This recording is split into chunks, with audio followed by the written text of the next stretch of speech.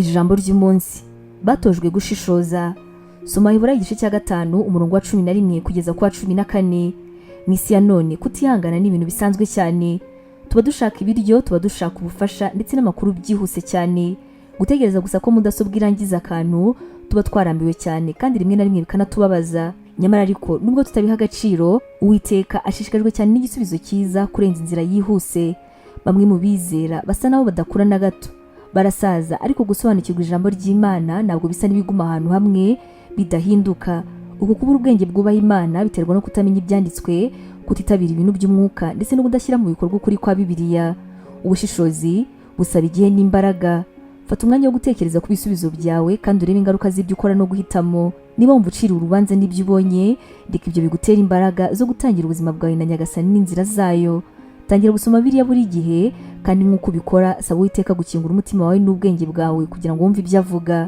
Gusoma ijambo ry'Imana gusa ntabwo bihagije. Ntabwo bihagije rwose mu gihe cyose utari gushyira mu bikorwa ibyo wasomye. Ibyo uzagira byose ni ubumenyi bwo mu mutwe. Kumvira rero bidutoza kumenya icyiza n'ikibi. Binyuze mu myitozo twiga ubwenge kandi tugateza imbere gukura mu mwuka. Nutangira uyu munsi kandi wihanganye, uzagira ubushishozi n'ubushobozi mu gihe kizaza. Imana iguhe umugisha. Ubutumwa mwabuteguriwe kandi mwabugezwagaho na Nibintije Evangelical Ministries International, ariyo magambo ahinye izwi nka Nemi.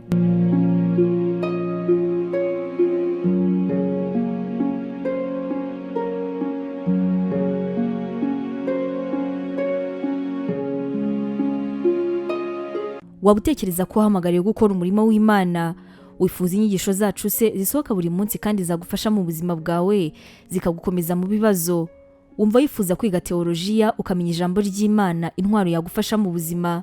Duhereye kuri iki kibazo cya nyuma, niba igisubizo cyawe ari yego, ngufitiye inkuru nziza cyane. Tugufitiye ishuri rya teolojiya kandi wigira ku buntu. Mu ishuri ryacu harimo porogaramu zitandukanye izirimo nka pastoral studies, uburyo wakwiga kuba umuvugabutumwa mwiza cyane. Tugira kandi biblical studies, iguha amasomo atandukanye ajyanye na Bibiliya. Dufite kandi Christian counseling, inama za gikristo zigufasha mu buzima bwawe kandi zikagukomeza umutima.